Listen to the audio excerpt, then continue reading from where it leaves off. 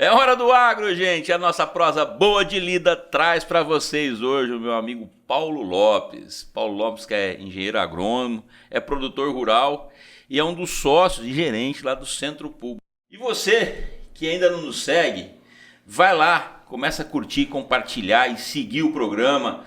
Compartilha com os amigos, faz comentários aí, ajuda a gente a fazer o programa. Você é sempre bem-vindo o seu comentário aqui na Hora do Agro. E vamos começar, Paulinho. Paulo, o Paulo Lopes, que hoje é produtor, que está aqui em Rondonópolis, como é que começou essa vida? Onde é que você veio? Como é que você veio parar aqui em Rondonópolis e trabalhar com agronegócio? Vamos lá, Leonardo, eu vou te contar a minha história. Eu sou piracicabano, me formei em agronomia em 1986, tá certo? A minha cidade, a cidade de Piracicaba, é o berço da agronomia, lá tem a Exalc, e eu entrei nesse negócio porque eu convivia com os estudantes da agronomia de Piracicaba. Nós éramos vizinhos dele quando menino. E isso despertou o meu interesse pela agronomia. E aí eu fui fazer vestibular, fui tentar fazer agronomia, fiz agronomia, mas foi um processo sofrido, vamos dizer assim. Eu trabalho desde os meus 13 anos, quando eu falo isso as pessoas se assustam. Eu desde menino, a vida era dura, a vida é dura, né? Depende da moleza da pessoa. Mas eu vinha de uma família muito humilde, meu pai era caminhoneiro, nós somos em 6 filhos e a situação me fazia trabalhar para me sustentar. Então eu trabalhei em várias atividades e tentando vestibular. Fiz vestibular em várias universidades, obviamente que o meu objetivo era a Exalc, mas o nível, a concorrência ela era dura. E eu consegui entrar numa universidade estadual, Universidade Estadual Paulista, né? É uma universidade do estado de São Paulo, fiz agronomia. E em 86 eu me formei. Em 86 nós estávamos passando por uma crise, toda a confusão, saindo do processo do regime militar para o civil, enfim, as coisas estavam bastante difíceis. E eu nunca tinha ouvido falar de Rondonópolis, mas eu precisava trabalhar.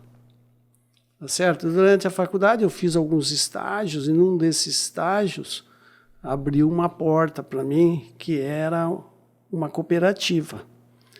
E a cooperativa me ofereceu uma oportunidade em Rondonópolis, em 87.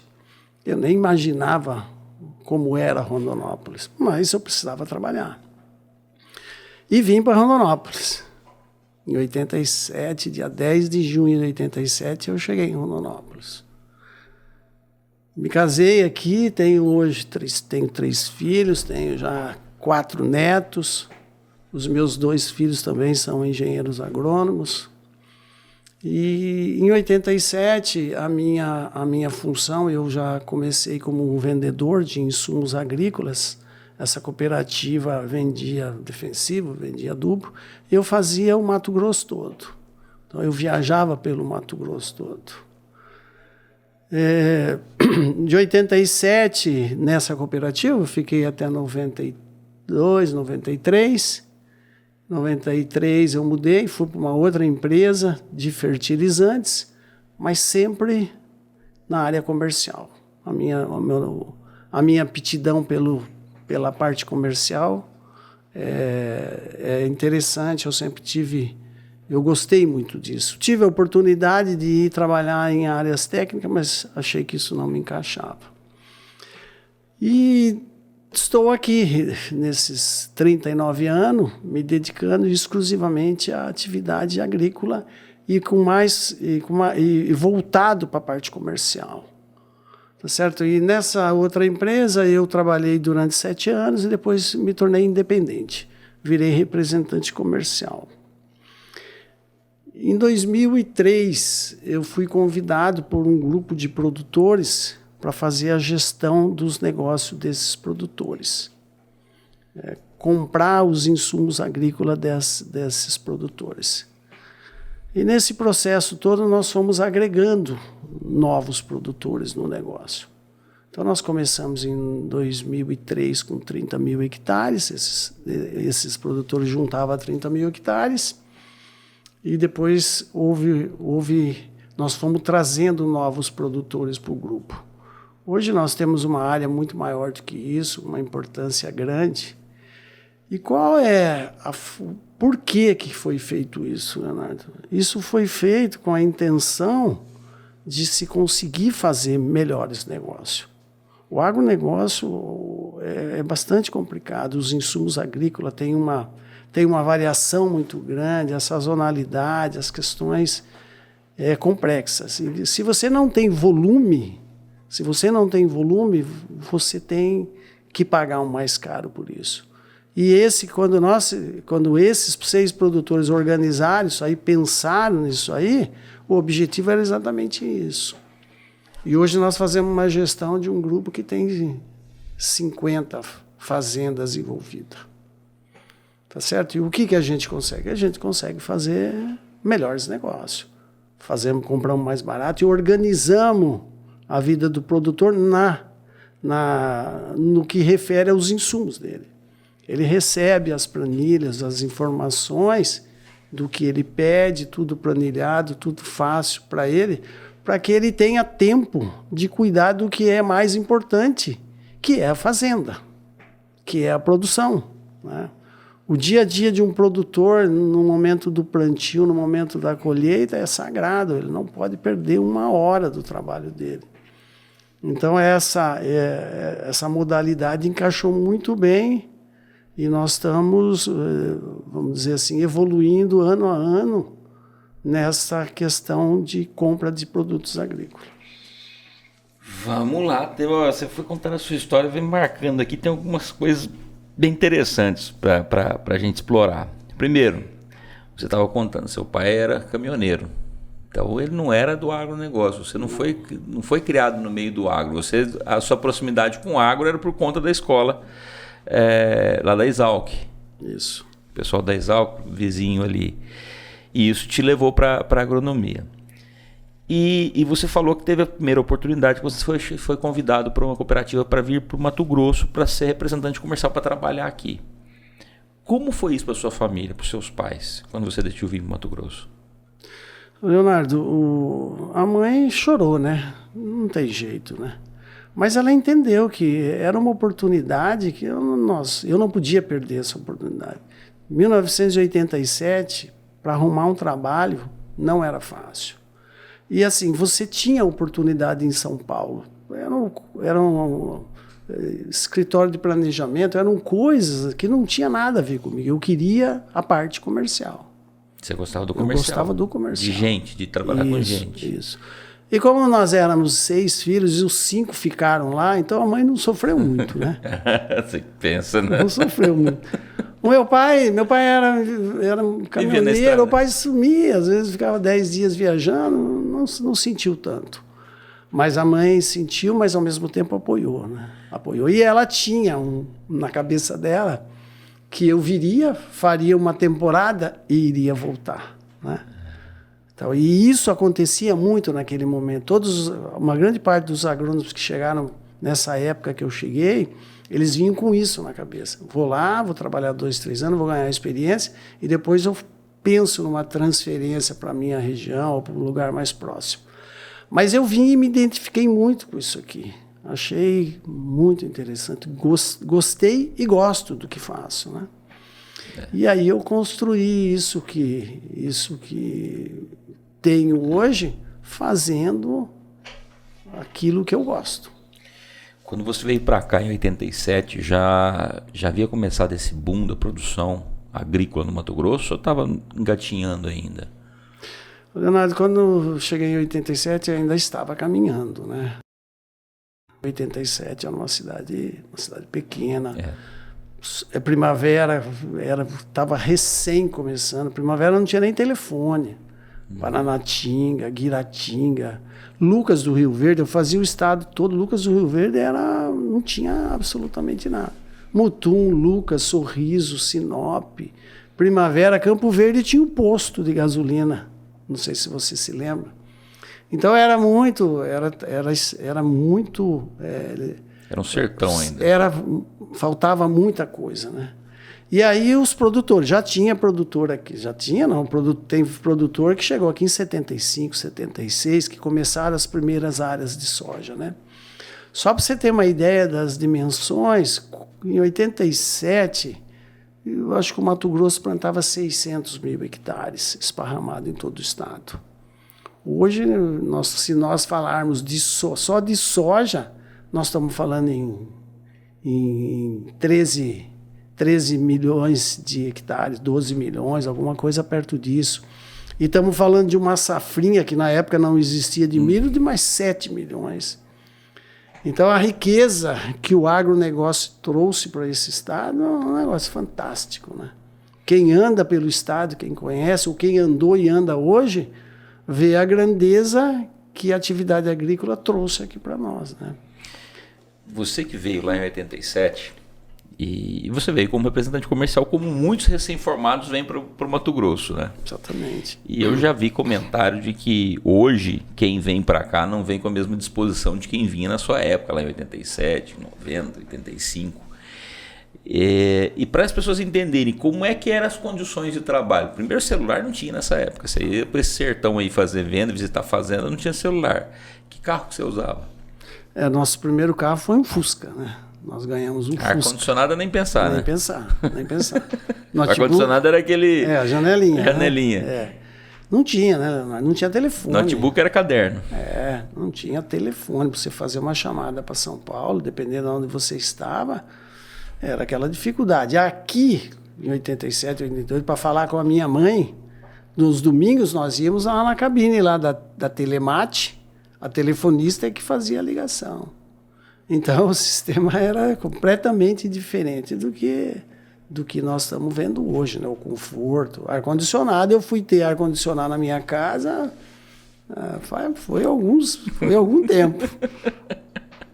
Era diferente, muito. É muito diferente, né? Muito, Mas assim, eu digo para todos, né? Foi uma aventura, foi um processo que eu não arrependo nenhuma vírgula do que eu fiz. Foi uma grande escola. Foi uma grande escola. Nós temos aí produtores aí, acho que isso você pode tentar trazer produtores que chegaram aqui antes de 85 para você ter uma conversa com eles. Eles vão enriquecer muito e vai passar para os seus ouvintes que isso aqui começou do nada. Ninguém chegou aqui com caminhonete nova e vieram aqui no sacrifício, né? Eu faço uma analogia com os imigrantes que vieram da Europa para o Brasil. A minha nona, só para simplificar, minha nona chegou no Brasil. Minha nona é de 1890 e alguma coisa. A nona chegou no Brasil em 1910. O que eles vieram fazer no Brasil? Eram produtores rurais na Europa. Vieram atrás de comida, né? Porque não tinha lá, vieram para cá. Então, os italianos, os alemães, todos esses que chegaram no Brasil naquele momento, talvez no ano 1900 a 1920, vieram atrás disso. A nona não foi para a atividade agrícola porque a nona não tinha a menor chance. Ela não tinha aptidão, ou o meu nono não sabia fazer agricultura. Mas a grande maioria foi para a agricultura. Ficaram no Paraná, em Santa Catarina, no Rio Grande do Sul, e depois os filhos desses primeiros que chegaram é que vieram para cá. Então, o produtor que chegou aqui em 75, ele é um imigrante. Dentro de uma mesma nação, né? E eles fizeram aqui o que os pais deles fizeram lá embaixo, né? Entendeu? É uma boa visão, interessante. E é isso. É isso. Agora, tem para onde fazer mais? Não tem. No Brasil não tem mais, porque os espaços estão ocupados. Então, se você voltar no tempo, nos anos 80, pegar essas pessoas que estavam aqui, que fizeram o que fizeram, são os imigrantes que vieram para o Centro-Oeste, para o Mato Grosso, fazer agricultura e fez o que fez nesse estado, né? Imagina hoje a maravilha que é esse estado, né? A riqueza que nós temos aqui, né? É impressionante. Você falando, lembrando de um entrevistado aqui, do Reinaldo Júnior. Quem quiser curiosidade, vai lá, procura nas entrevistas anteriores aí, ele falando que um produtor, que o pessoal de Minas, São Paulo, quando veio para cá, procurou mais a região quebrada, que a gente chama, né, que é de terra de Bacuri, que é terra de cultura, terra melhor de produzir, que é por causa do gado, que é a região parecida lá com São Paulo, com Minas. Sim. E o Chapadão, o Cerradão, aqui ninguém dava valor para aquilo. E esse produtor descendo a serra, antes de chegar na serra ali, tinha um produtor, provavelmente um gaúcho, um paranaense, gradeando aquele Cerradão. Ele parou a caminhonete e foi falar para ele: meu amigo, o que você está fazendo? Você está doido mexer com isso aqui? Isso aqui não dá nada não. Ah, não, tá bom, obrigado pela dica e tal. E tocou. E virou o que virou, aquilo ali. Sim. O quanto, Paulo, você que viu toda essa transformação, o quanto tem nessa transformação, e a gente fica falando, e eu mesmo já falei isso em alguns programas, é tecnologia, tem muito, mas me parece que quando você fala, e você trouxe a questão do imigrante, tem muito mais que a tecnologia, tem muita vontade. E de muita gente, não só do produtor que estava lá, mas de pessoas como você, de profissionais como você, que vieram para cá e foram trabalhar com isso também. Permitir levar produtos para essas pessoas, para esses produtores que estão lá. O quanto você entende que a vontade dessas pessoas fez a diferença para o estado de Mato Grosso? Leonardo, é muito grande a paixão dessas pessoas que vieram lá atrás pela agricultura, por fazer a agricultura, por plantar, ver aquilo crescer e depois colher isso daí. Há tempos atrás, Leonardo, 80 e alguma coisa, perto dos anos 90, como que esses gaúchos faziam? Os gaúchos faziam no escuro. Ele fazia porque ele gostava. Ele fazia porque ele gostava. Na cara e na coragem. Na cara e na coragem. Você não sabia qual era o final daquela história. Existia uma esperança, que o produtor nunca perde a esperança. Esse ano vai dar lucro. Mas era comum, muito comum isso. O produtor fazia o plantio dele em novembro, ali era diferente. Chegava em março e abril ele colhia a safra dele. Aí ele tinha uma agenda, né? Eu costumo falar isso, uma agenda que estava toda suja de terra, porque ele carregava lá dentro do Fusca dele ou da caminhonete. E nessa agenda ele tinha as anotações dele. Depois que ele terminava a colheita, que ele levava a soja para trade, porque ele também não tinha armazém, ninguém tinha isso naquela época. Aí ele pegava um relatório e tirava a informação do que ele colheu. Aí ele olhava pelo que ele colheu e olhava para aquilo que ele devia. Era comum faltar um pouco de dinheiro para liquidar as contas.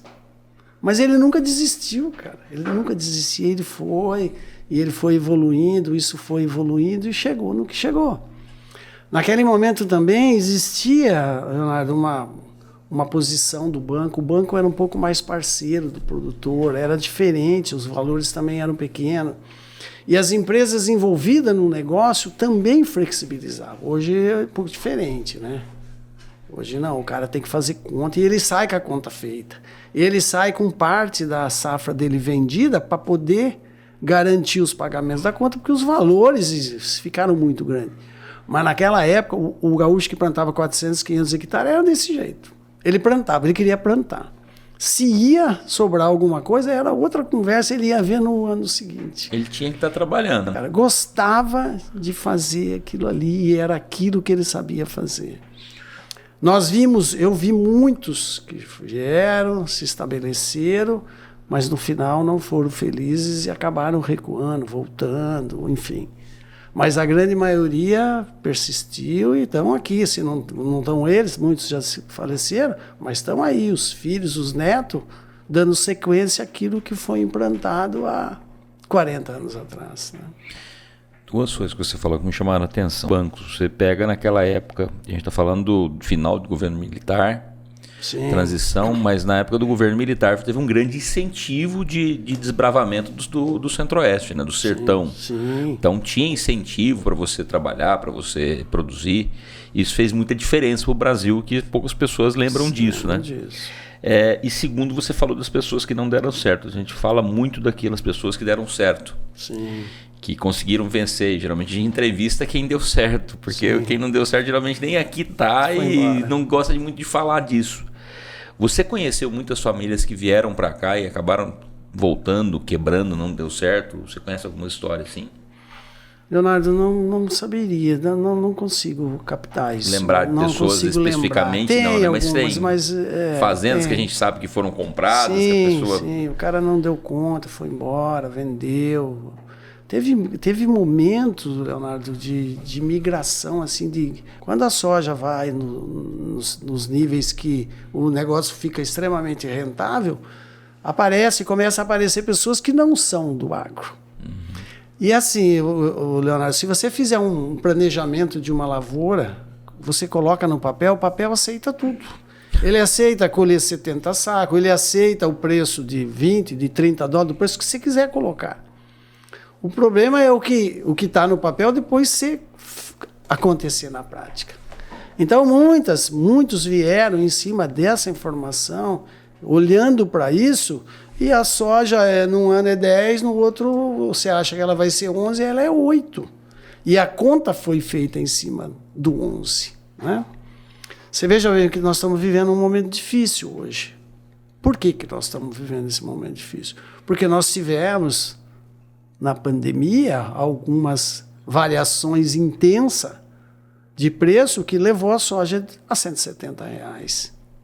E hoje nós estamos vendendo uma soja por R$110. Naquele momento dos R$170, o produtor que não tinha experiência, que não se empolga, que tem o pé no chão, ele não fez um investimento achando que no outro ano ele ia vender a R$170.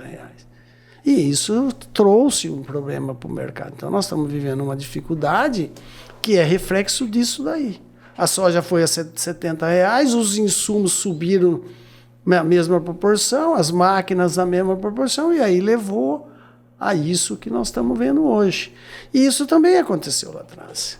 Mas agora, aquele que veio, o pé no chão, que foi crescendo de forma, vamos dizer assim, de forma calculada, ele conseguiu evoluir, conseguiu chegar e chegou hoje aonde está.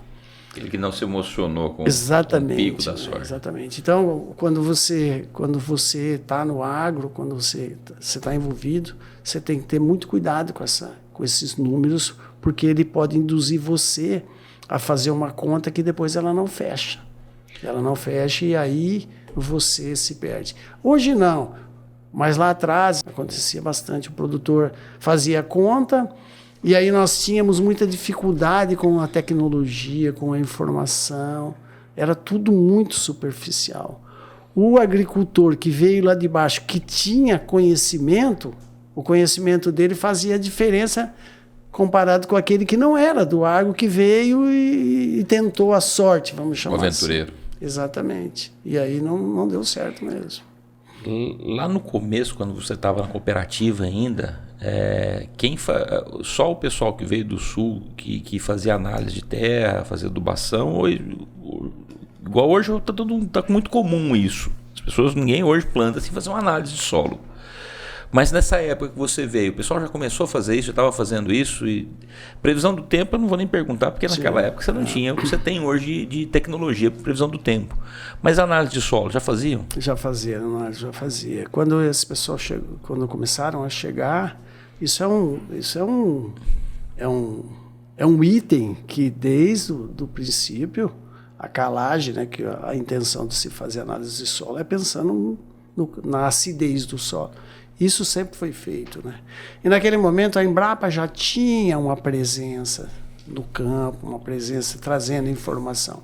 Então isso aí sempre se fez, né? Uhum. Agora as outras, o que veio depois, o que nós estamos vivendo hoje é um negócio comparado com aquilo é desproporcional, né? A tecnologia que está embutida, os equipamentos, os próprios defensivos agrícolas. Agora nós estamos na geração dos biológicos, que é uma coisa extremamente importante para mostrar para o mundo que nós não queremos usar só defensivo, nós queremos colher. Se nós conseguimos dividir o químico com o biológico, por que não? Né? Então há uma evolução muito grande. Mas já na origem, lá já se sabia que tinha que se fazer calagem. Então quando você fez referência ao paulista e ao mineiro, né? Que o paulista e mineiro ele veio para cá para fazer pecuária. O negócio dele era pecuária. E fazer roça, a roça era pequena. Formar a terra para poder plantar capim. Então ele queria as terras pretas, né? As terras de Bacuri, que era perto de rio, porque precisa de água para o gado. Diferente do gaúcho, que quando chegou na Serra da Petrovina olhou aquilo e era, né, olhando, era feio, né? Mas eles tinham e fizeram aquilo se transformar em áreas nobres, né? Tinha muito mais valorizada hoje que a área que antigamente era valorizada, né? Já tinha informação, lógico que foi feito muitas avaliações, mas já tinha esse conhecimento que precisava fazer as correções de solo, pelo menos o calcário, né? Eu ouvi uma história, são as histórias, gente, que a gente conversa com muita gente, conversando com um cartorário, certa vez, ele contando de famílias, que geralmente aparecia filho fora do casamento, ia fazer um inventário, e aí na hora de fazer o inventário, a partilha de bens, muito grande, ali nessa região de Alto Garça, ali que era cerrado, sim, na época, para esse filho que não era legítimo, na designação na época. E o pessoal que era que eram os filhos do casamento mesmo, ficaram com as áreas ali em Guiratinga, que era a cultura, sim, a área mais valorizada, sim, na época. Sim. E depois de uns anos veio a reviravolta, né? Sim. Que essa área de Cerrado é que realmente passou a valer ouro, essa área em comparação, né? Existe muitas coisas assim. Existe muito. Eu vi uma história, isso não aconteceu só no Mato Grosso. Eu lembro meu pai contando em Minas, antes do café dos paranaenses chegar com café em Minas, Cerrado também não tinha valor. Não tinha. A Embrapa foi a grande responsável para fazer do Cerrado o que o Cerrado é hoje. É lógico que ela não acompanhou essa evolução, porque é uma empresa ligada ao governo, né? Aí vem os nossos produtores do Mato Grosso. Vamos falar do Mato Grosso, que é onde nós estamos vivendo, né? Toda vez que nós tivemos um grande problema técnico, um problema de praga, um problema de doença, teve a participação desses produtores para resolver o problema. Porque nós não temos uma empresa ligada ao governo para resolver isso para nós. Hoje o produtor é que resolve os problemas dele, né? Até isso o produtor tem que resolver sozinho, né? Exatamente. Você pega, vamos dar um exemplo aqui, em 93, 94, nós tivemos um problema sério com uma doença na soja. Foi quando nasceu a Fundação. A Fundação Mato Grosso. A Fundação Mato Grosso. A Fundação nasceu para para solucionar um problema que nós tínhamos de doença e de praga. Então, se você pegar a história da Fundação, os que começaram lá, eu me lembro muito bem. São produtores aí, não se deve falar em nome de pessoas que você vai esquecer de alguém e pode ficar magoado. Mas juntavam uma tenda, chamava a turma para conversar, para arrumar a solução. E as soluções vieram, né? Hoje nós temos uma capacidade de produção fantástica. Lógico que depois disso, quando começou a tomar o tamanho que tomou, aí vieram as grandes companhias, né? As grandes empresas multinacionais, para fazer todo o desenvolvimento de material genético, de tecnologia, que está hoje levando a agricultura do Brasil e do Mato Grosso especialmente aonde nós chegamos, né? Então é um conjunto aí de forças que fez com que nós chegássemos aonde chegamos hoje, né? União. Exatamente. Você tocou num ponto interessante, essa da união. Você pode falar muito bem disso. Você trabalhou como vendedor na cooperativa.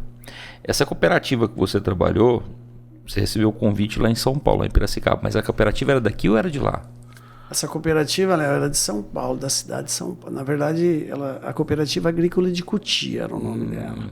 Era a maior cooperativa da América do Sul. Era gigante. E a sede dela era em São Paulo, no Jaguaré.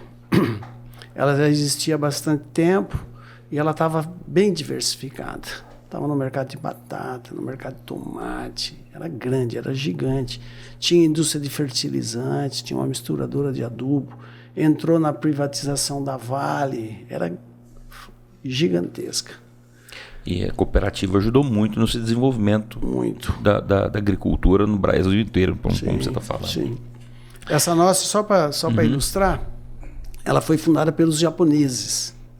Aí o governo do Japão botava dinheiro aqui dentro. Tinha os projetos, chamava Projeto Prodecer. O governo japonês precisava incentivar a agricultura no mundo. Ele botava dinheiro aqui, botava dinheiro em Lucas do Rio Verde, tinha alguns projetos junto para desenvolver a agricultura, que era o interesse que os japoneses precisam de comida, né? Eles não têm aonde plantar lá. Eles precisavam fomentar isso. E essa cooperativa teve um papel muito importante. Infelizmente, Leonardo, por questões administração, não vamos entrar nesse caso, ela deixou de existir, simplesmente ela desapareceu do mapa. Mas teve um propósito e teve uma importância muito grande lá atrás. Eu sempre provoco essa pergunta aqui no programa, falando da importância da união de produtores, por cooperativa, seja por associação, seja por que forma for. Essa união ela pode dar força para o produtor para crescer, porque às vezes o produtor é pequeno e se ele for continuar trabalhando sozinho é difícil para ele trabalhar. Exatamente. Então, dessas formas que você já presenciou de união, qual que você acha que é a mais interessante para o produtor? Porque você conhece também, você é diretor e sócio do Centro-Pool, que é uma forma também de união de produtores. Sim. Dessas formas de união, o que você gosta mais? O que você acha que é a melhor delas?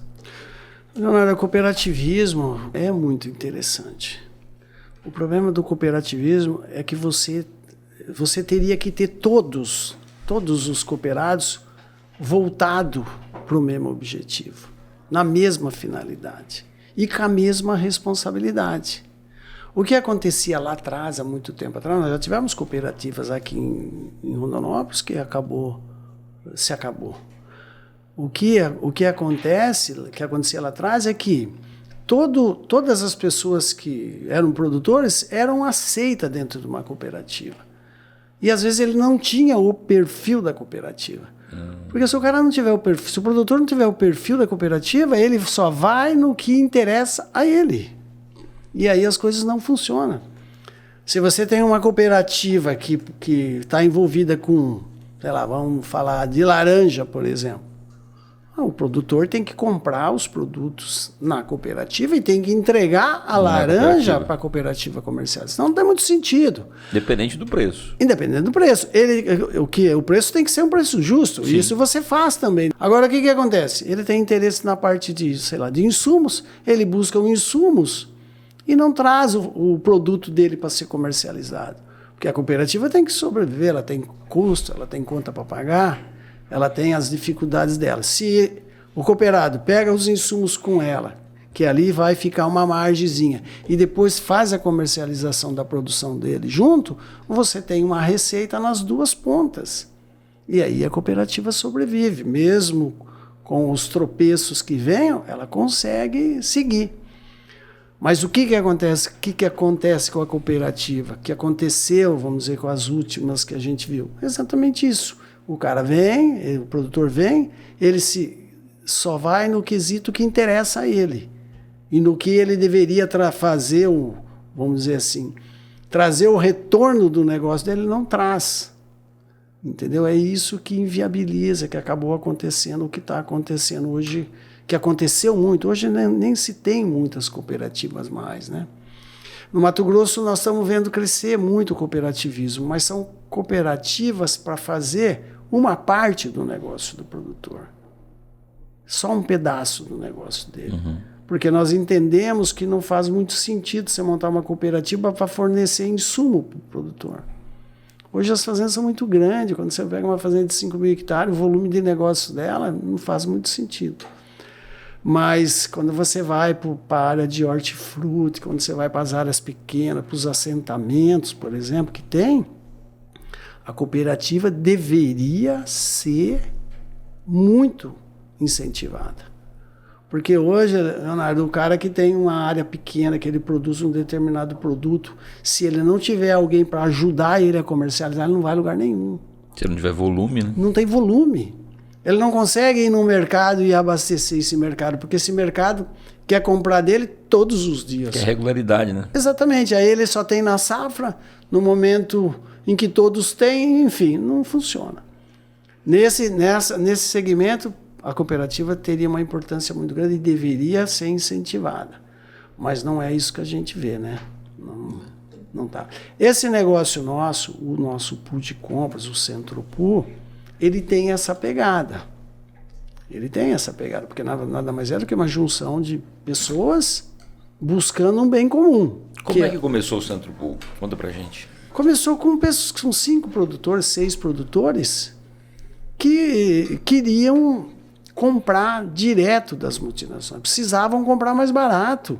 Eles tinham que fazer volume para comprar. Exatamente. Sozinhos eles não conseguiam comprar porque não tinham volume. Sozinho. O seu Zé ia comprar, a empresa falava, seu Zé, eu não consigo te atender, você é muito pequeno. A nossa empresa não permite.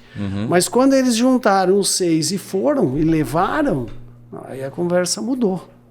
E aí nós começamos a acessar elas direto. É lógico que é uma troca, né, Leonardo? Se uma empresa multinacional vem fazer um negócio com você, ele quer uma troca nisso daí. Então, um grupo que nem o nosso, por exemplo, nós fazemos toda a parte administrativa do negócio, nós fazemos a cobrança das empresas, nós reduzimos a necessidade da multinacional estar executando algumas tarefas que nós fazemos para ela. Então, por exemplo, um funcionário da multinacional consegue nos atender. E ele está atendendo uma área gigante. Você baixa o custo dele. E aí, dentro desse grupo, não tem inadimplência. Nós batemos muito em cima disso daí. Porque se você começar a só querer da empresa e não dar nada em troca, você vai perder também. Tem que ser pros então dois, é uma tem que ser via bom. de duas mãos. Nós precisamos que ela nos ajude na questão comercial e nós damos a contrapartida para ela, que é realizar as tarefas que eles teriam que ter uma equipe para fazer, a nossa equipe faz. E nós tentamos ao máximo dar o recíproco para que eles continuem fazendo um negócio conosco. É uma cooperativa, vamos dizer assim, sem o risco da cooperativa. É uma revenda também, eu gosto de falar isso. Nós somos uma revenda ao avesso. A revenda compra para vender. Nós compramos, mas a empresa fatura direto para o nosso cliente. Ah, fatura direto para o produtor. Direto para o produtor. Sai todo mundo fora do O que vocês fazem vocês fazem a formalização dessa junção. Fala, ó, tem várias pessoas com interesse num determinado produto. Eu quero comprar para esse grupo, mas você vai faturar para as pessoas individuais. Exatamente isso. Mas vocês, pela credibilidade que vocês construíram ao longo do tempo, vocês não garantem confiança, mas garantem com credibilidade esse negócio. Exatamente. Nós não somos responsáveis pela conta de ninguém. Nós somos, se tiver problema, nós vamos ajudar a resolver o problema. Mas nós não pagamos conta de ninguém, nós não damos aval para ninguém. Está proibido de se falar em aval dentro do grupo. Nem fala. Nem fala. Que era um problema das cooperativas, né, meu? A cooperativa ia tomar um dinheiro, todo mundo tinha que avalizar. Se esse dinheiro na cooperativa não fosse bem investido ou não trouxesse o retorno, já começavam os atritos, né? Então, dentro de pool de compra, ninguém avaliza ninguém, o pool não é responsável por pagar a conta, mas ele é responsável em ajudar a resolver os problemas que, porventura, a gente possa ter. E o pool é só de compras, não é de venda, não. Cada produtor vende a sua produção individualmente. Isso, só de compra. E funciona, se a gente for falar também em pool de venda? Leonardo, nós tivemos dentro do pool nosso o departamento de vendas, mas não funcionou. Não funcionou, Leonardo, e é fácil de entender isso. Quando você tem uma grande trade, um grande comprador de soja no mercado, ele fideliza os clientes que ele quer atender. Vamos dar um exemplo aqui. A empresa X quer atender o produtor Y. E ela faz questão de atender ele por uma série de motivos. Tá certo? Então ela sempre vai tratar esse cara diferente. ela sempre vai levar o melhor preço para ele, não vai trazer para o nosso pool. Não vai levar para o grupo. Exatamente. E dentro de um pool de compras, Leonardo, um requisito que é essencial é que todos têm que ser tratados igual. Aí eu não podia aceitar, não, mas espera aí, a soja daquele produtor vale mais do que esse. Não tem sentido. E isso descaracterizava. E aí essas próprias empresas acabaram se afastando, porque elas não queriam mostrar para nós o preço que ela estava fazendo diferente no mercado. E os produtores também não queriam segurar e falar. Exatamente. Porque se o produtor segura e fala, não, eu só vendo pelo pool. Aí funciona. Aí funcionaria, porque mas ele sai fora. Mas a hora que oferece um pouquinho a mais lá. Exatamente, aí não deu certo, então não funcionou. Porque eu tenho dentro desse pool, nós temos um produtor de 20 mil hectares e temos um produtor de 1.500. E na aquisição dos nossos insumos, todos são tratados igual. Não tem diferença. O preço que nós arrumamos para o cara de 20 mil hectares é o mesmo que nós fornecemos para o produtor de 1.500. Então você veja bem a importância disso. Nós pegamos um produtor de 1.500 hectares que está comprando os insumos no preço de um produtor de 20 mil hectares. E o de 20 mil hectares não reclama, porque ele sabe que ele sozinho também não iria conseguir o que nós estamos conseguindo. Porque um de 20, se eu pegar 10 de 2, eu faço um de 20.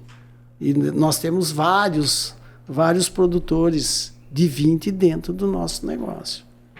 Isso então, é a demonstração clara da massa. A união faz a força. Exatamente. Você cria força para compra. Exatamente. Você se torna um cliente grande. Exatamente. Essa é a jogada. Isso é que fez com que nós chegássemos aonde nós chegamos hoje, né? Nós fazemos negócios muito bons para o nosso cliente. E aí sobra margem para o produtor, que é o que precisa. O produtor precisa ter margem, precisa ter rentabilidade. No momento que nós estamos vivendo, por exemplo, soja nos últimos 3 anos não tem mudado. Tá travado ali, um pouquinho para lá, um pouquinho para cá. E aí a agricultura tem os intempéries. Um dia chove demais, no outro chove de menos, um dia é muito quente, no outro é muito frio, enfim. A produção oscila muito, né? Você falou de tempo. Tá do Super El Niño esse ano. Sim. Isso faz diferença para você lá no pool, na hora de fazer compra? Você tem que olhar isso também? Você tem que olhar qual que é a previsão de quem está no pool? Você tem que estar cuidando disso também? Leonardo, nós estamos preocupados com isso, né? Eu estou dizendo para os nossos clientes. Nós temos os clientes aqui do Itiquira, aqui do Sul. Nós temos cliente no Vale do Araguaia. O Vale do Araguaia, depende da região, ele tem algumas particularidades. É um pouco mais seco, a chuva chega um pouco mais tarde. Diferente do norte, né? Nós temos muito cliente ali em Sorriso, Lucas, Mutum, ali pode ser ali tratado diferente. Mas aqui embaixo, eu estou dizendo para os nossos clientes, eu estou lembrando eles, não esquece que nós temos uma possibilidade de um fator climático diferente. Então, a safra de soja não tem jeito. Nós vamos rodar ela, nós já compramos insumos da soja para o próximo ano. Mas a safrinha que vem depois da soja, eu estou sugerindo para meus clientes que vamos fazer 50% do que você tem feito nos últimos anos. E vamos deixar 50% parado. A hora que começar a chover, que nós plantarmos a soja, aí dá para você pensar nesses outros 50%. Dá para fazer a conta. Porque a janela de plantio, o que é a janela de plantio? Eu tenho que colher a soja dentro do mês de fevereiro para mim plantar, para eles plantarem o milho nessa data. Porque se você avançar muito, plantar o milho em março, por exemplo, você corre um risco de ter uma produtividade ruim, porque a chuva corta em abril, né? Em abril você tem pouca chuva. E o milho plantado em março, se não chover em abril, ele não vira absolutamente nada. Então nós estamos atentos a isso. Eu estou falando com todos os nossos clientes. Olha, vamos devagar, vamos com cautela e vamos esperar. Não há motivo para sair correndo. Não falta produto para ninguém. Não existe isso, né? E alguns estão ouvindo isso. E o mercado está entendendo isso? O mercado como geral, as empresas têm perguntado isso, não? Eles têm me perguntado. Paulinho, qual é a estratégia? Eu falei, olha, a minha linha de raciocínio é essa. Porque o ano passado nós tivemos um problema aqui no sul, um problema lá no Vale do Araguaia no sul com a chuva, né? Uhum. O momento do plantio do milho nosso ficou tarde. E isso hoje é prejuízo, né? E hoje, assim, o custo de se implantar uma lavoura é muito caro hoje. Muito caro. Me corrija se eu estiver errado, se não me engano, são 2 anos que a gente já vem com um problema. Do ano retrasado, teve muita região que teve que fazer replante, né? No ano retrasado. Do ano passado, menos, mas também teve muita região que teve que fazer replante. Não foi isso? O ano retrasado, a chuva foi tarde, teve replante. Só que teve uma diferença o ano retrasado. Choveu em abril, lembra? Choveu em abril, choveu em maio. Aí nós não tivemos problema com a colheita de soja, com a colheita de milho. Uhum. Porque choveu. Plantou o milho tarde, porém a chuva veio. Esse ano não. Esse ano nós tivemos alguns problemas. A chuva iniciou tarde, o plantio da soja foi tarde. O plantio do milho, uma boa parte, sei lá, uns 30% ficou fora da janela. Teve gente que não plantou. E aí não veio chuva. Então aí perdeu. Então você veja como é complexo isso, né? Muito... Quando você falou de janela, como é que funciona essa janela? De quando a quando vem o plantio do soja? Quanto tempo demora para colher? E depois que colhe, quanto tempo que vai demorar para plantar o milho? Como é que funciona isso? Ou já vai colhendo e já vai plantando? Como é que tá essa situação? Funciona hoje no campo? Leonardo, assim, aquilo que eu falei numa das minhas falas. Um dia de lavoura, um dia de plantio, um dia de colheita dentro de uma fazenda, ele é sagrado.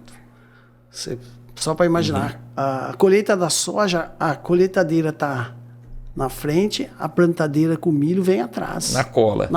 Na poeira. Não se perde. Vai na poeira, na poeira de uma tá a outra. Exatamente. Não se perde meia tarde de trabalho. Uhum. É rápido, é muito rápido. Né? Você não pode perder. Então, assim, a soja no sul do estado, outubro é a janela, é o momento de se plantar mais soja aqui.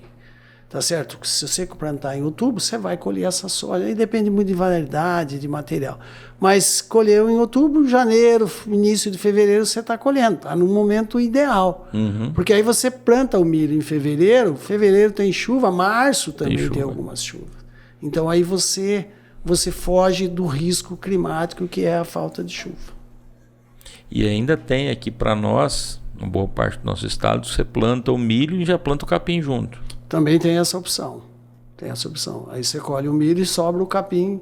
Que você ainda vai fazer feno, senão vai soltar gado. Exatamente. Nas áreas, Paulo, que você acompanha, que seus clientes acompanham, tem muito problema, que além da questão da seca, da questão da janela, da dificuldade de plantar o milho, ainda tem a questão do porco, né? Tem. Aqui para nós, pelo menos a região nossa, tem bastante essa região de Tiquira aqui, a invasão do javali, não só do javali, do porco monteiro, mas tem também o queixada que cresceu muito os bandos. Sim. Como é que o pessoal tá cuidando dessa parte de porco? O que eles estão fazendo?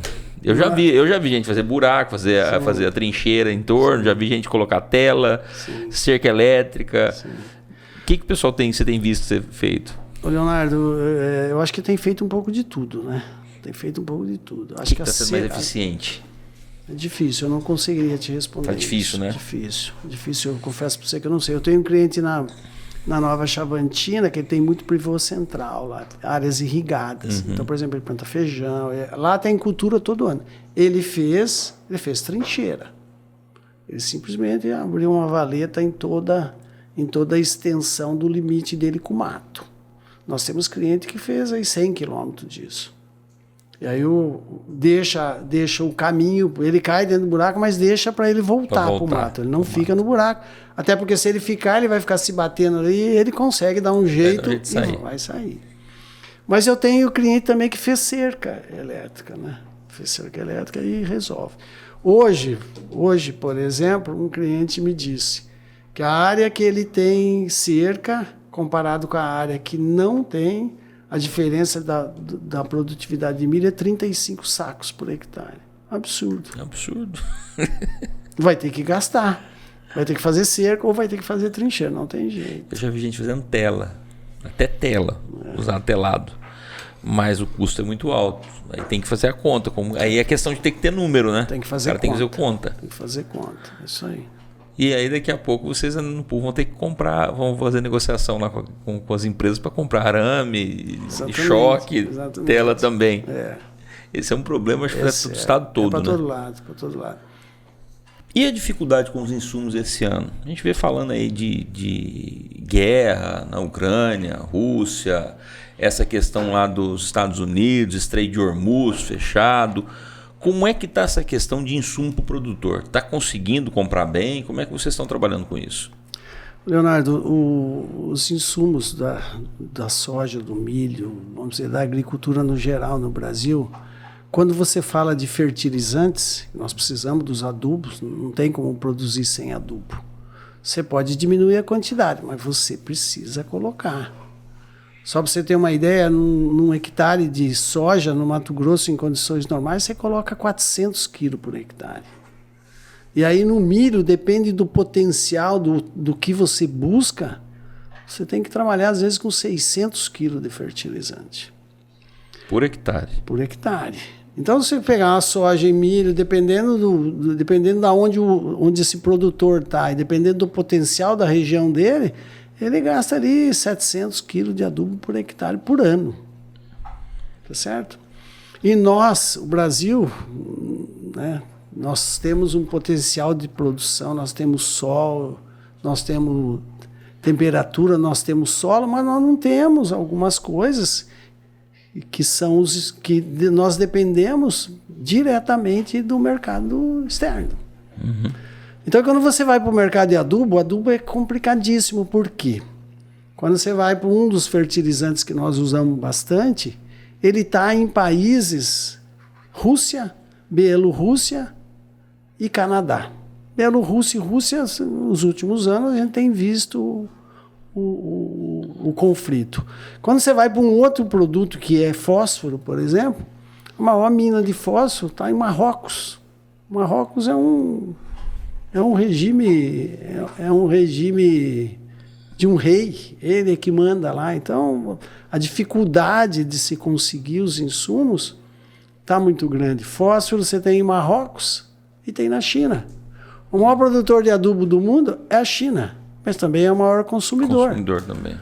E aí, falar de nitrogênio, que é o outro insumo importante, é a mesma coisa. É Rússia, China e ali no Oriente Médio, onde hoje está se falando bastante do Estreito de Hormuz.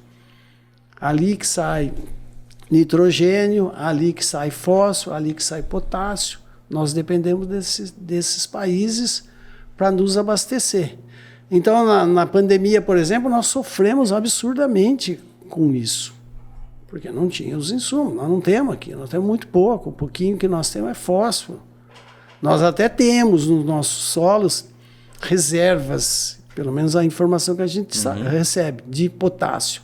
Mas aí tem as questões internas do nosso país que não nos permitem explorar.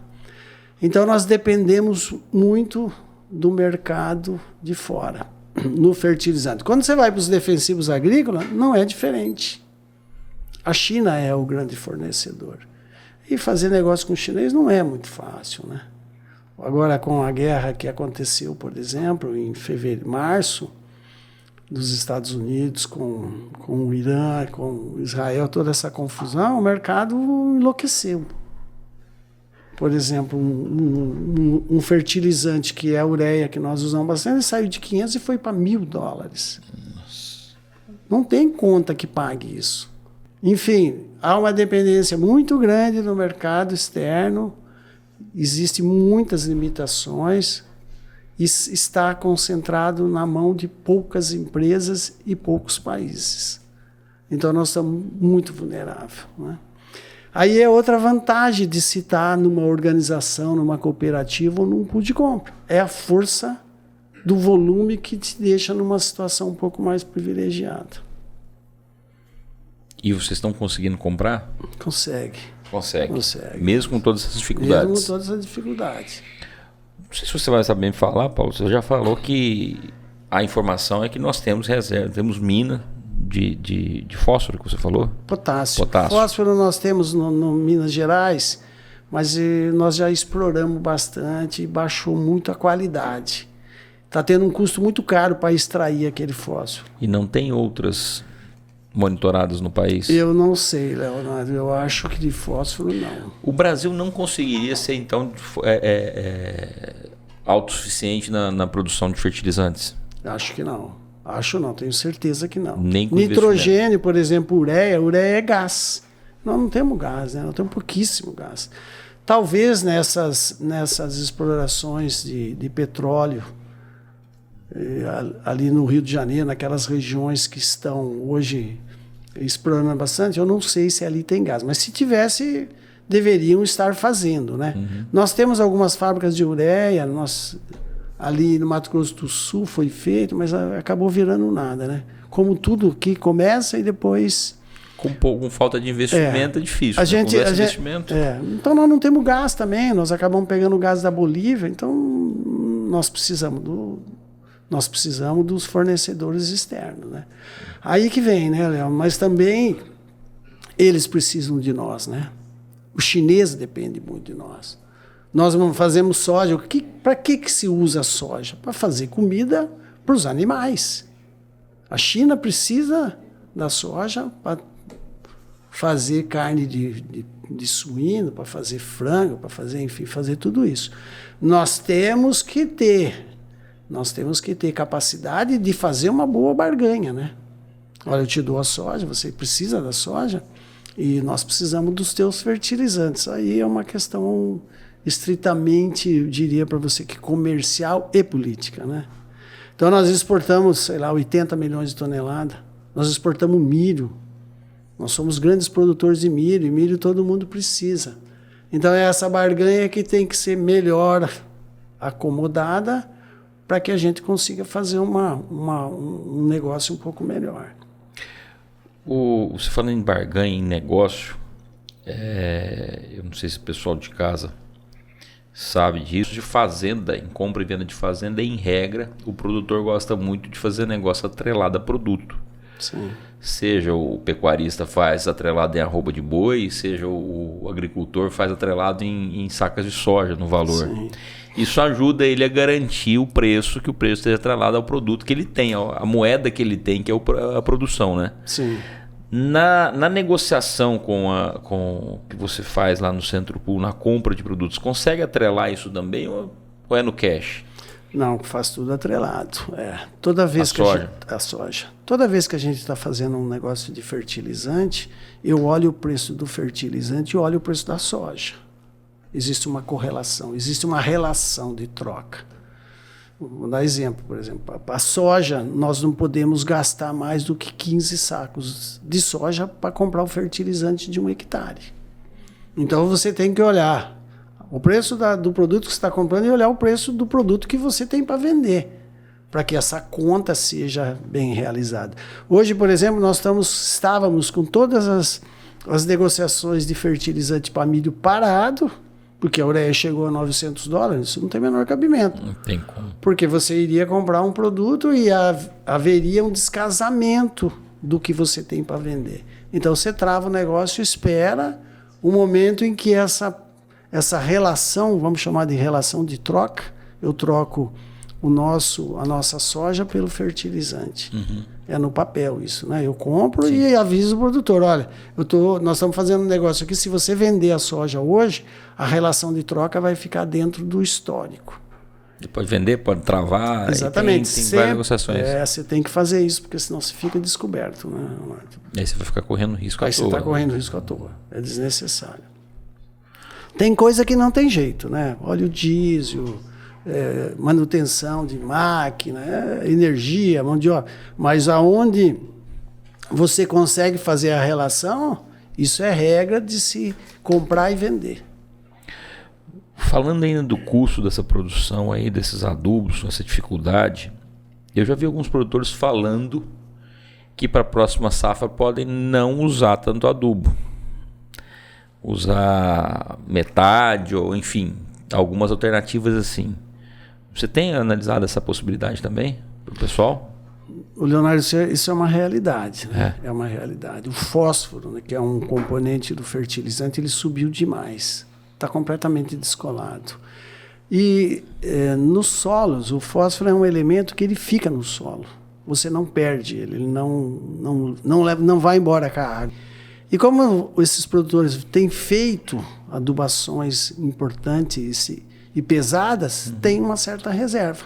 Então dá para dar uma segurada nisso daí.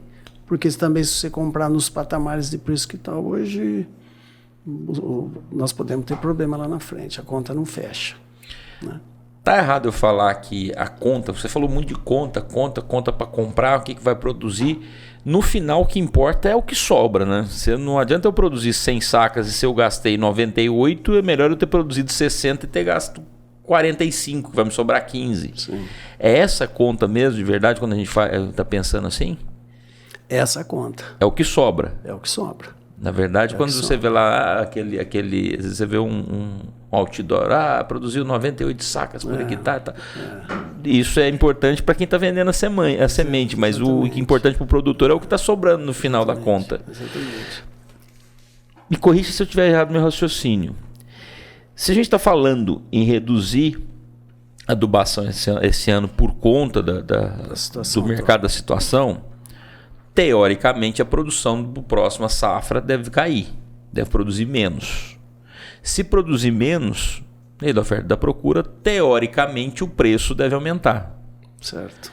Se o preço aumenta, você consegue ter melhores condições de voltar a investir na lavoura e aí para aumentar a produção. É esse o raciocínio?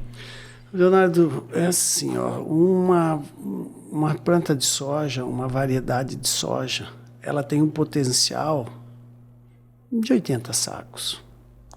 Mas você consegue 80 sacos em pequenas áreas da tua fazenda.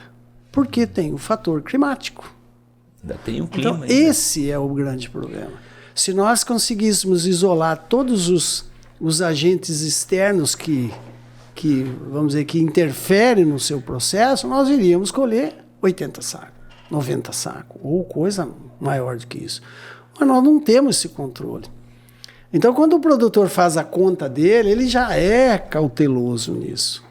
Ele sabe que ele tem um potencial de 80, mas a conta dele está ali nos 70, ou alguma coisa parecida com isso. Então, o fato dele reduzir um pouco o adubo esse ano, se o fator climático ajudar, ele pode até colher melhor do que ele colheu na última safra. E vai sobrar mais, então. É uma loteria, não dá para mensurar, porque os agentes externos a gente não consegue controlar. São muitas variáveis. Muitas variáveis. Como é que fala? Na teoria, a prática é diferente. Completamente. É muito... ser agricultor... Eu falo aqui no programa que ter muita paixão. Tem que ter paixão e tem uma coisa que parece muito comum do produtor. Você não conhece produtor que não é temente a Deus. Eu não conheço. É isso aí. Porque o cara pegar e jogar a semente na terra, esperar o clima para produzir depois de um tempo e colher e saber o quanto vai colher só depois disso, tem que ter fé. Não tem jeito, é resiliente. Tem que ser. Até o último momento. Falando de produção ainda, eu estou lembrando aqui que eu lembro que você acho que foi um dos que encabeçou. Teve um projeto para o Hospital do Câncer que os produtores doavam uma área para poder plantar e o produto dessa área se revertia em benefício do Hospital do Câncer. Conta pra gente como é que foi isso aí, ou se tem ainda, eu não sei se está funcionando ainda. Léo, isso foi uma iniciativa que nós fizemos, não vou conseguir me lembrar das datas aí. Nós juntamos os produtores, que eles cediam a área. E nós juntamos as empresas do agronegócio que nos davam os insumos. As empresas com quem você fazia negócio? Com quem nós fazemos negócio. Os sementeiros de Rondonópolis, todos participaram. As multinacionais, os produtores. Então nós íamos no produtor e pedíamos para ele, fornece um pedaço para nós. Era coisa de 10 hectares. E nós vamos te dar os insumos para você plantar esses 10 hectares. E o que você colher nesses 10 hectares, você reverte para a POR. Foi esse o projeto. Nós fizemos isso, Léo, acho que uns 4 anos. Depois veio a pandemia e aí nós nos perdemos. Mas para resumir isso para você, tudo isso juntou, eu acho que isso próximo a 5 milhões de reais. Que maravilha. Então foi o produtor, as indústrias, o sementeiro e essa turma que estava à frente. Eu e mais um punhado de pessoas envolvidas no agronegócio, que falava com o produtor, que falava com as empresas, e juntamos isso tudo. Que foi a construção, o dinheiro que foi gasto para construir a nova estrutura da POR. Você veja que o produtor, ele é parceiro. E é impressionante como o produtor faz isso, todo mundo caladinho, quietinho, levanta um valor desse, faz as coisas, todo mundo quieto. Todos ajudaram. Não teve nenhum que nós chegamos para pedir que ele disse, não vou participar. Todos que nós pedimos vieram conosco e nos ajudaram nesse empreendimento aí. Que a mão direita faz, a esquerda não precisa ficar sabendo, né? Exatamente. Paulo, além de agrônomo e de sócio do Centro-Pool, você também é produtor rural. Sou produtor Você rural. é produtor, você é plantador de banana. Plantador de banana. Como é que você virou plantador de banana? Como é que é isso? Conta essa história para mim. Vou te contar essa história. Em 87, quando eu cheguei aqui, eu vim recém-formado e veio um outro amigo junto, recém-formado. E no outro ano chegou um outro que formamos junto na mesma escola. Veio para cá, ele veio cuidar de uma área do sogro dele que era pecuarista. Mas aquela pecuária que ele malemar dava um sal pro gado. Ou seja, esse cara não tinha nada para fazer. E esse rapaz e o outro que tinha vindo comigo, eles nasceram na roça. Eles foram criados. E aí eles tinham um sonho de comprar uma propriedade e fazer agricultura. Mas eles não tinham todo o dinheiro e aí me convidaram para participar desse negócio. Eu deixei claro para eles que eu iria participar como investidor, mas que eu não tinha a menor chance de eu estar presente no dia a dia. Mas eles concordaram e aí nós começamos. Isso foi há mais de 30 anos. Aí nós compramos 10 hectares de terra. 10 hectares. Era o dinheiro que nós tínhamos. 10 hectares. E começamos lá. Plantamos um pouco de tudo. Plantamos algodão, plantamos milho, plantamos maracujá, plantamos mamão papaya. Enfim, foi. E procurando alguma coisa que se encaixasse. E aí nós testamos e fizemos o plantio de banana nanica. E foi a que melhor se adaptou no nosso negócio. Entendeu? Os meus amigos foram embora, abandonaram o barco, ficaram cansados do negócio, porque não é fácil, é árduo, né? E eu acabei ficando com isso na mão, fiquei com isso no colo. O último foi embora na pandemia. E aí eu fiquei sozinho e estou conduzindo. Estou conduzindo não, agora o meu filho mais novo se formou o ano retrasado e veio ele que está fazendo a gestão.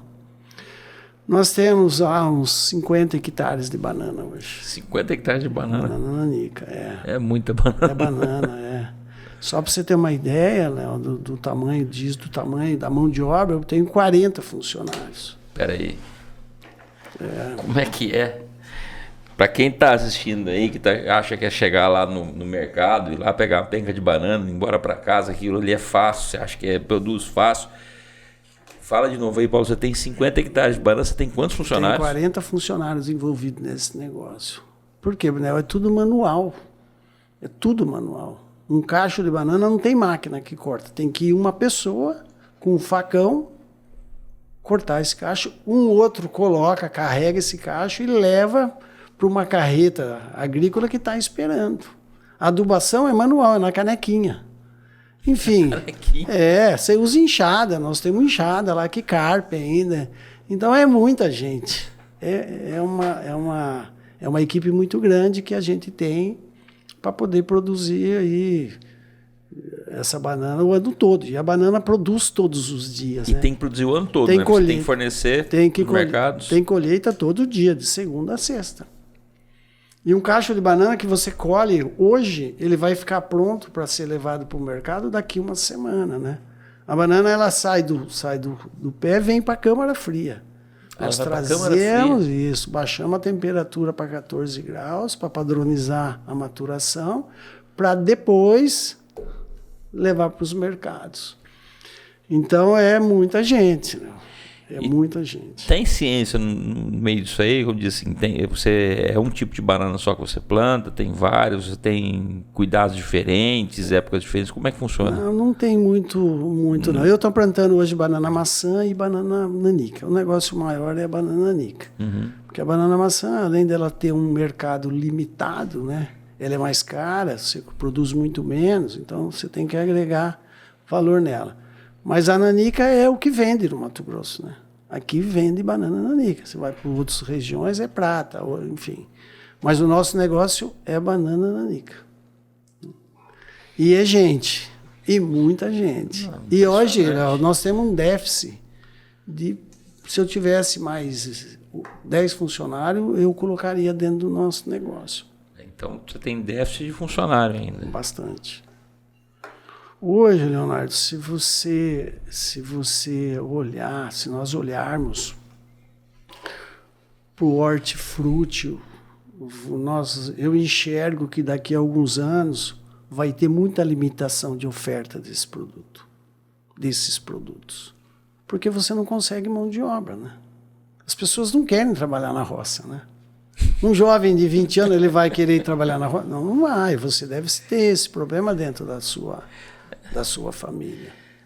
A agricultura hoje ela é carente de mão de obra, né? O sojicultor, o cara do milho, da soja, das grandes lavouras, ele sofre menos. Sofre também, porque tem tecnologia, né? O cara vai trabalhar numa máquina com ar-condicionado, é mais fácil arrumar alguém que queira aí, né? Quando a gente pega um cacho de banana, Léo, quando ele termina de sair, de expor todas as frutas, nós temos que ir lá limpar ele, tirar aquele pestirozinho. Nós temos que cortar o coração, encerrar o coração e ensacar ele com saco plástico, um por um. Tem que ensacar? Tem que ensacar. Você tem que ensacar para proteger do sol, para proteger dos insetos. Então é muito trabalhoso. Então, o número de pessoas envolvidas num plantio de banana é muito grande. Banana e outras frutas também tem o mesmo problema. A banana em particular é difícil você fazer uma mecanização dela. Não tem jeito. Não tem Impossível. Impossível. Você faz irrigação? Tudo irrigado. Tudo irrigado. Tudo irrigado. Por isso que produz o ano todo. Produz o ano todo. Um pé de banana, se você não der água para ele em 7, 8 dias, ele já começa a definhar. E praga? Tem que ter muito cuidado. A banana tem pouca praga, né? Tem pouco? Pouca, muito pouco, não é difícil. E a hora que você protege o cacho, você evita também algumas coisas.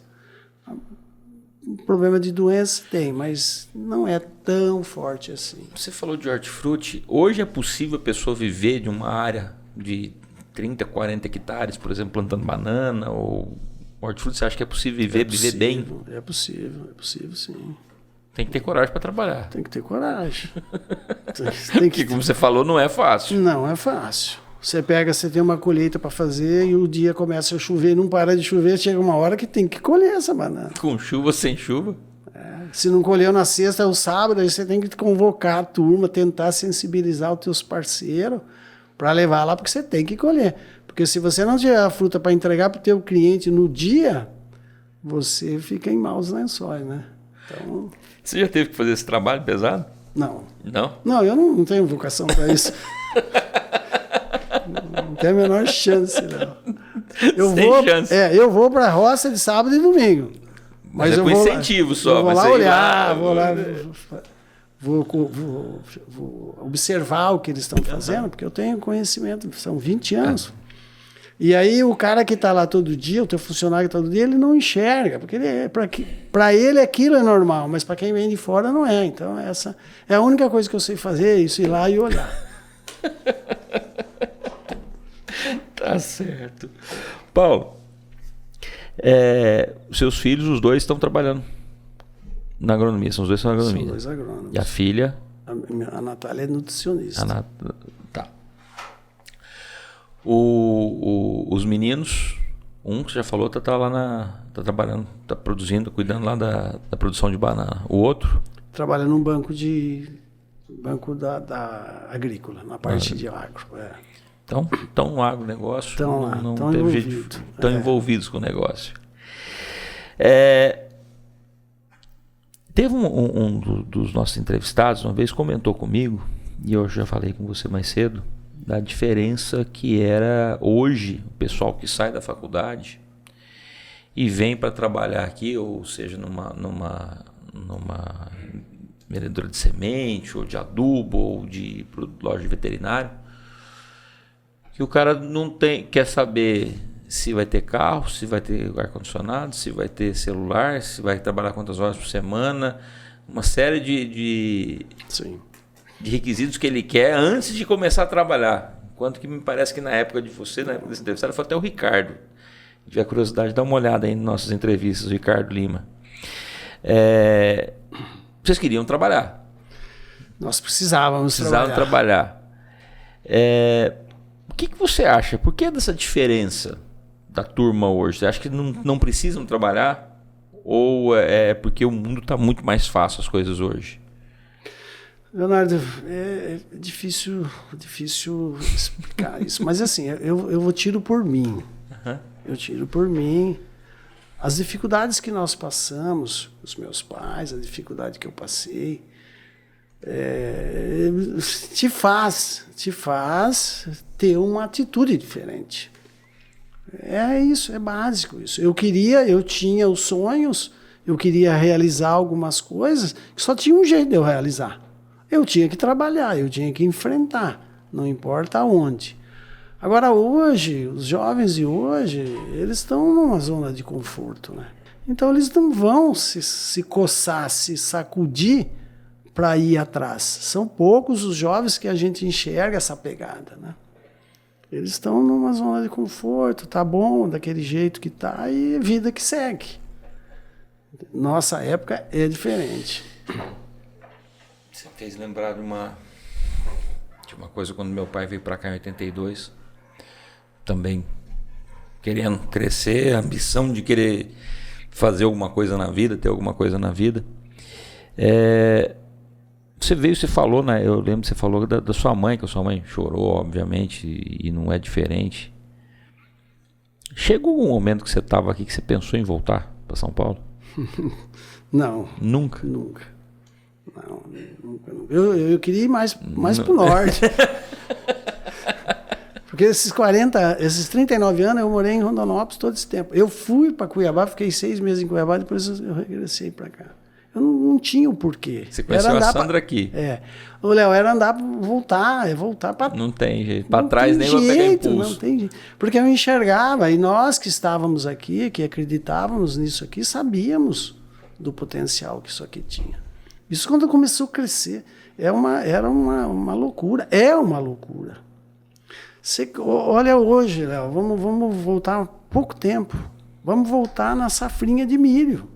O que era o etanol de milho há 5 anos atrás? Absolutamente nada. Nada. Hoje, 20% do álcool que é produzido no Brasil já vem do milho, cara. Olha que loucura isso. Hoje, as áreas de milho, que nós estamos vendendo milho aí de, sei lá, de 40, 50 reais o saco, há 10 anos atrás era 14. E não tinha comprador, e era uma novela. Aí vem uma tecnologia, vem um cidadão iluminado e fazer álcool de milho é uma oportunidade. Olha o que aconteceu hoje. Olha o que isso trouxe de benefício para nosso estado. Vai em Primavera do Leste, onde tem a indústria de etanol lá da FS, é uma coisa fantástica. E agora aqui, né, nós vamos ter uma aqui. Quantos funcionários essa empresa vai trazer? Isso é resultado do agro. Empregos diretos, se eu não me engano, na construção, mais de 2.000, e depois no funcionamento, se eu não me engano, 300 diretos. Então, eu volto a frisar, olha o que o agronegócio, a importância do agronegócio para o Mato Grosso e para o Brasil, né? Nós não temos fertilizante, mas nós temos terra e nós temos capacidade de produzir. Produzir cana, produzir soja, produzir milho, enfim, tudo. Tudo você consegue produzir aqui. Eu não sei se eu estou enganado, uma vez conversando com o Stratis, eu lembro que você estava procurando área. Você falou uma vez, se tiver alguma área para... Eu quero terra ruim, terra fraca, porque a gente vai ter tecnologia para explorar esse tipo de área. Você ainda é adepto a essa opinião? Você ainda afirma isso ainda? Eu acredito que sim, Léo. é tecnologia. É biotecnologia, é soja, variedade de soja que se adapta a área com menos de 15% de argila não vai fazer importância, vai dar para trocar, vai dar para tocar. Vai para frente, você vai sofrer mais, é óbvio que você pega um veranico intenso, mas se você estruturar esse solo, se você usar a tecnologia que nós temos hoje, cobertura do solo, enfim, práticas agrícolas, você consegue fazer resultado dessas áreas aí. E o Mato Grosso tem um monte de terra desse jeito, né? Tem. Uma coisa fantástica. Então, nós somos o maior vendedor de soja, o maior produtor de soja, nós somos um importante produtor de milho e um importante exportador de milho. E vamos ser de álcool. Isso sai da onde? Sai da agricultura, né? E quase ninguém fala isso. Mato Grosso é o estado que mais abate bovinos no Brasil. Se eu não me engano, pelo último número, no primeiro quadrimestre foram 17% dos abates nacionais foram do Mato Grosso. O segundo, em números, se eu não me engano, é Goiás, tem acho que 12%. Contam 10 estados que têm uma produção representativa, o resto produz o que o Mato Grosso produz. Olha que loucura. E o etanol faz diferença porque você tem um DDG. Isso aí. E você vem com a safrinha do milho e o capim lavoura, você faz a colheita de feno que vai para confinamento também. O Mato Grosso é espetacular. Isso não é motivado, não te motiva a ficar num lugar desse? Tá louco. Tá louco. Eu lembro bem que você começou contando a sua história, que você começou a trabalhar com 13 anos de idade. Você começou a trabalhar com o quê? Fazendo o quê? Léo, esses dias eu estava com meus meninos e eles começaram a me provocar. Eu não perco as minhas raízes, a minha história e os meus princípios, né? E quando eu falei, não, pai, não está falando a verdade. Eu falei, tá bom. Eu fiz questão e fui buscar a carteira profissional e mostrei para eles. Eu fui registrado em 1973. 1973. Eu era entregador de jornal. Entregador de jornal? Fui entregador de jornal, fui servente de pedreiro, tudo que você pensar eu fui. E antes da universidade eu fui trabalhar no escritório. Aí eu fui evoluindo, né? Comecei a entregador de jornal, virei no escriturário. E depois que eu fui para a faculdade e vim para agronomia e estou aqui. Então, essa é a história, né? E aí quem passa por tudo isso, Léo, ele tem uma pegada diferente. Porque senão, como é que você vai evoluir se você não tiver iniciativa, se você não se propor a fazer o que algumas pessoas não querem fazer? Essa é a diferença. Então, quando eu olho para um jovem hoje, que a mãe dele, o pai dele, ofereceu tudo que ele precisava, e eu acho que todos os pais têm que fazer isso, porque é o mínimo que você vai. Mas você trabalha para isso, né? Mas você tem que cobrar do cara, né? Você tem que dizer para ele, meu amigo, daqui para frente é por sua conta, né? Dá seus pulos. E é isso que está faltando, eu acho. Você falou isso, você falando com os meninos, e geralmente quando a gente vai falar com os filhos da gente, parece que eles não escutam muito o que a gente fala, não precisa de outra pessoa falar. Mas quando a gente fala aqui no programa, às vezes eles não vão entender isso agora, mas podem entender isso para frente. Sim. Se você pudesse falar alguma coisa para eles, seus filhos, ou até para seus netos, você já tem netos já, dessa sua história de ter começado a trabalhar com 13 anos de idade e não ter parado mais, ter topado vir para o Mato Grosso, para esse sertão aqui, para construir o que você construiu, construir sua família, que eu acho que é o seu maior patrimônio, é a sua família, os seus amigos. O que você diria para eles? O que eles têm que acreditar? O que eles precisam fazer se eles quiserem ter sucesso como você teve? Léo, tem que ter uma visão, uma perspectiva do que você quer, aonde você quer chegar e não se desviar disso daí. Se você não se dedicar, a vida não faz muito sentido, pelo menos para mim. Não fazia e não faz muito sentido se você não tiver o que fazer. Se você levantar da cama e não tiver nada para fazer e não tiver nenhum objetivo de buscar alguma coisa, fica dormindo, não levanta. Então, se você não tiver essa visão de mundo, essa pegada, você não vai chegar a lugar nenhum, né? Você vai passar pela vida como alguém que vai assistir isso aí. mas você não vai fazer o que você pode fazer. E aí depende só de você. Então, a minha fala com meus meninos, com os 3, sempre foi nessa pegada. Nós tivemos muito presente, eu e a minha mulher batemos, doído, sempre junto, nunca nos separamos. Nunca deixamos que eles não participassem de tudo e eu entendo que eu fiz o meu papel. Os 3 estão aí, os 3 trabalhos, os 3 são dedicados e tem um objetivo. Né? O objetivo, cada um tem o seu e o deles é de construir uma família que nem eu fiz.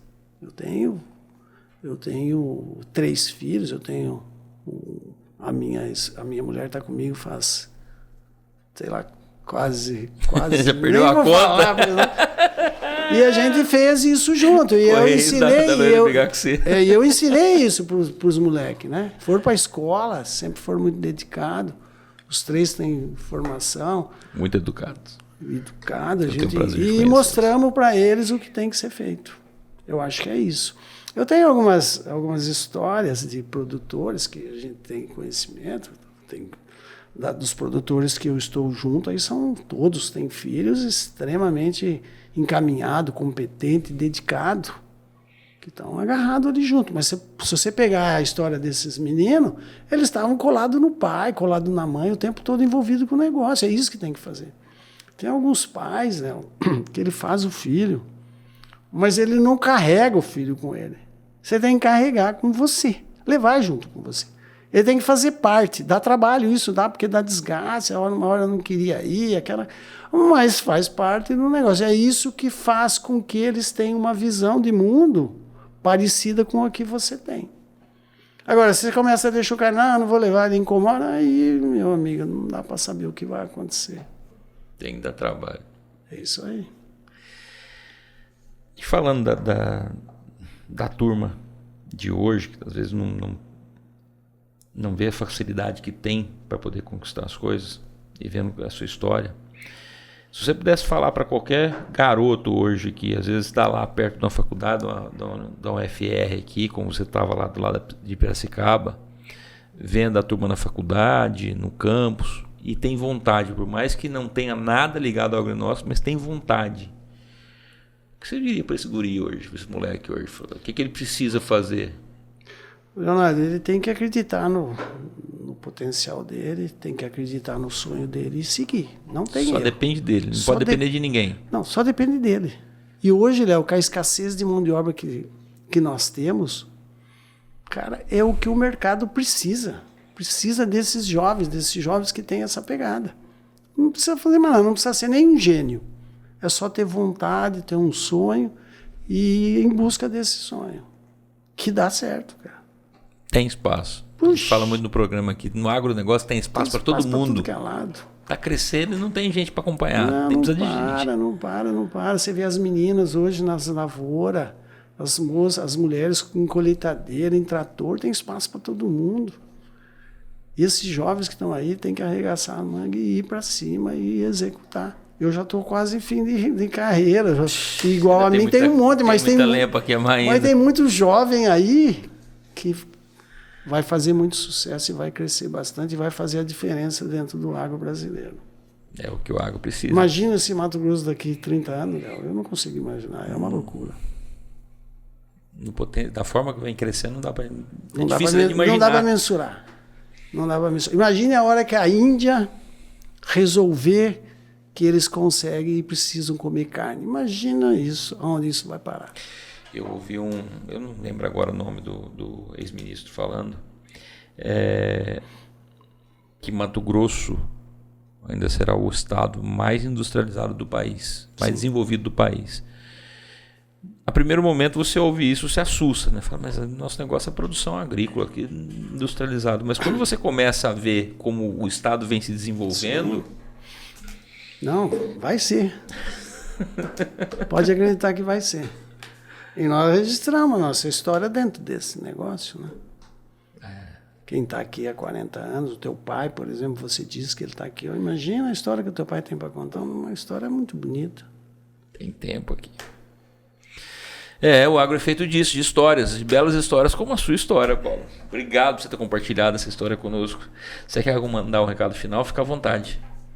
Leonardo, agradecer você pela oportunidade. Eu acho que a gente tem que compartilhar nossas histórias, né? Por mais simples, mais humilde que ela seja, a minha história, mas eu gosto de contar. Eu falo muito o tempo todo no meu escritório com os fornecedores, com os jovens. Eu posiciono isso para eles. Eu digo para eles, a sua história, quem vai construir é você, depende de você.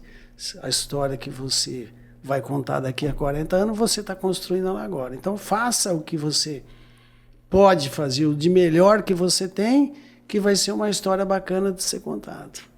Então, obrigado pela oportunidade. Fiquei muito feliz quando você me convidou e eu torço para que você faça muito sucesso, que o agro precisa de pessoas como você, que mostra para quem não é do agro a importância do agro e o que ele representa dentro desse país nosso, né? Obrigado, Paulo. Obrigado pelas suas palavras e obrigado por você compartilhar essa história linda sua conosco. E é por isso, gente, que o Hora do Agro é essa prosa boa de lida que está aqui toda semana para você. E você que não nos segue ainda, por favor, vai lá, dá uma curtida, ajuda a gente. Compartilha com os amigos, manda pergunta, faz crítica, vai ser um prazer responder vocês, tá bom? E semana que vem tem mais. Até mais pra vocês. Tchau!